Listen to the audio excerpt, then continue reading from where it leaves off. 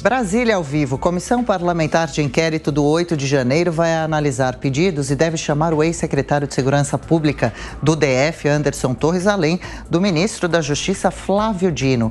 Por aqui conosco, Bruno Pinheiro. Bem-vindo, Bruno. Boa semana para você. Então, essa CPI já tem uma lista de nomes a serem ouvidos, Bruno?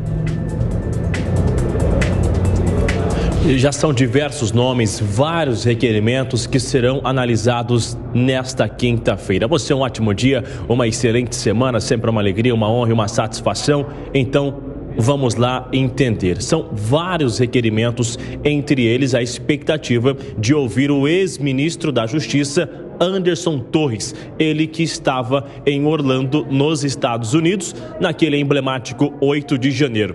Essa é a expectativa de aliados do governo Lula que estão nesta CPMI.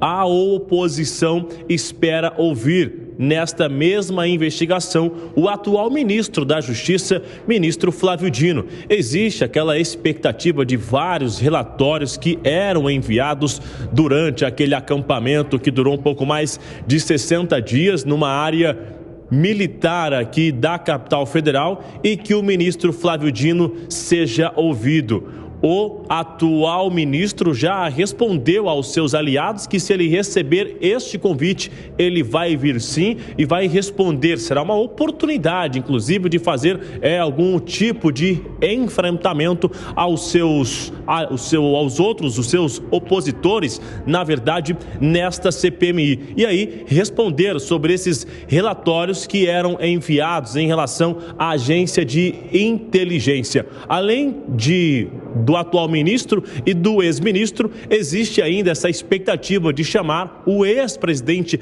da República, Jair Messias Bolsonaro. Esses requerimentos, eles serão analisados nesta quinta-feira, já que essa reunião acontece uma vez na semana aqui no Congresso Nacional. A gente vai aguardar esse resultado e as convocações, ou melhor, os convites que serão aprovados nesta semana aqui no Congresso Nacional, a fim de esclarecer o que aconteceu no 8 de janeiro. Adriana. Claro, a gente acompanha o andamento da comissão. Aliás, membros da CPI reclamam de falta de informações que deveriam ter sido passadas pelo ministro Alexandre de Moraes sobre os ataques do 8 de janeiro. Alguns deputados estão inconformados, acham que está demorando já para terem acesso a esse material?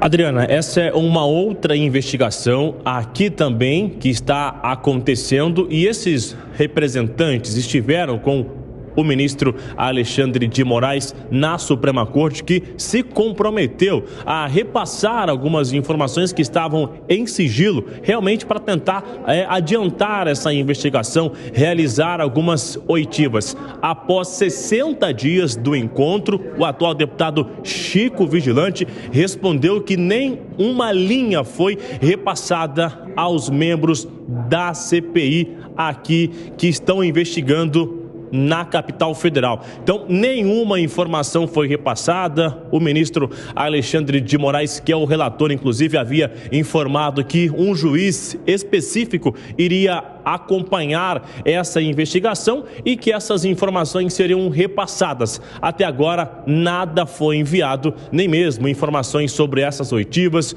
ou até mesmo sobre esses alvos da investigação. A gente reforça que ambas as investigações estão no início, na verdade. Agora, na Suprema Corte, já tem até julgamento em andamento para, de fato, receber a denúncia e esses nomes que já são denunciados estão se tornando réus. A gente aguarda o resultado de uma investigação, reforçando que outras investigações também em andamento na Polícia Federal com novas operações, inclusive a fim de alcançar esses invasores e os financiadores das invasões na capital federal. Adriana. Pois é, e já são diversos os denunciados. Bruno Pinheiro daqui a pouco de volta, Amanda Klein, essa informação que por algum motivo Moraes segura esses dados, podem ajudar os parlamentares a tentarem entender novos detalhes do que houve exatamente no comecinho do ano na capital federal?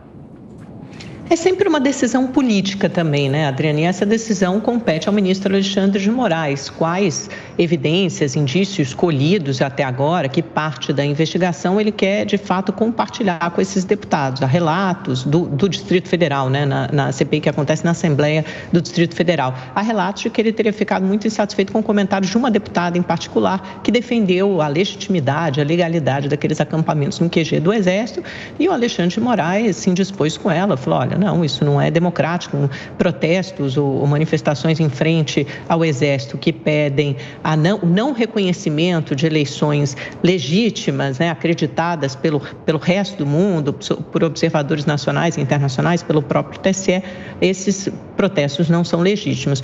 Enfim, mas isso é o que se diz nos bastidores acerca dessa não colaboração ou não compartilhamento da investigação por parte de Alexandre de Moraes.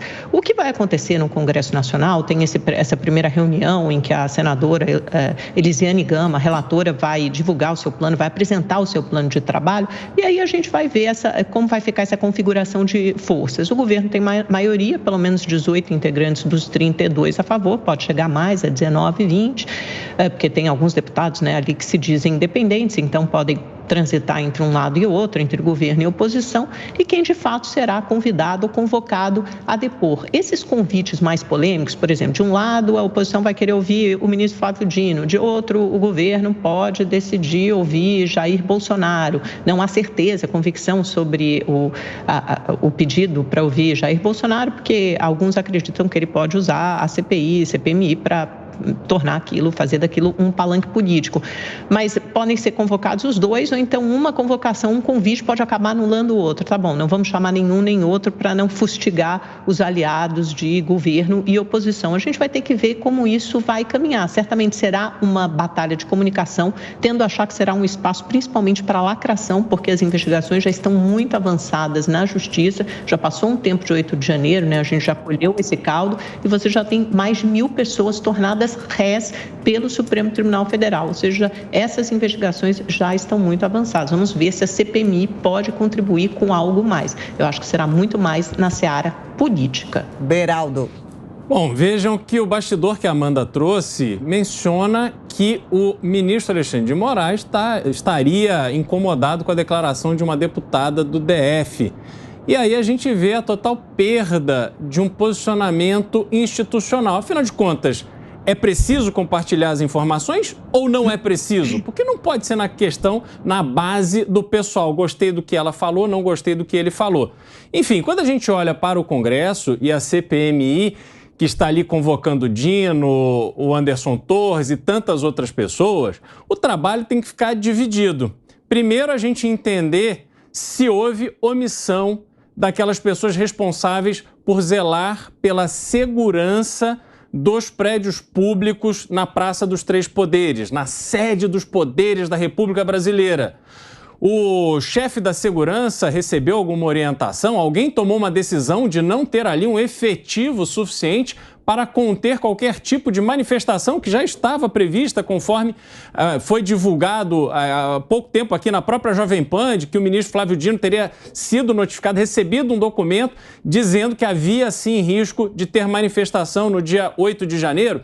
Enfim, isso tudo precisa ser investigado do ponto de vista da segurança. E aí a gente tem a outra investigação, ou o outro foco da investigação, que é a questão do golpe. Porque o governo atual chama de golpe o processo de impeachment que correu legalmente no Congresso. E que a única ilegalidade que houve no caso da Dilma Rousseff foi simplesmente não tirar os seus direitos políticos como estava previsto.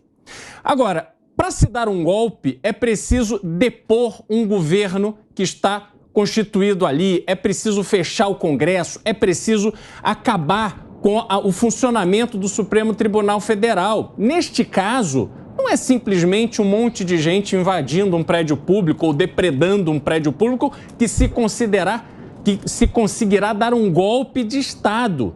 Então, a gente precisa avaliar se há elementos ali que efetivamente possam comprovar que aqueles atos estavam funcionando como parte de algo maior que conseguiria através de força armada, porque eu não vejo outra maneira de se fazer isso, você acabar com a estrutura de poder no Brasil e colocar no lugar um novo tipo de governo com alguém. Agora, viria lá o Anderson Torres e o Jair Bolsonaro num cavalo alado, iam posar ali na Praça dos Três Poderes, iam entrar triunfantes no Palácio do Planalto? Isso me parece fantasioso, mas a CPMI tem obrigação de investigar se havia de fato um plano para derrubar o governo que foi democraticamente eleito.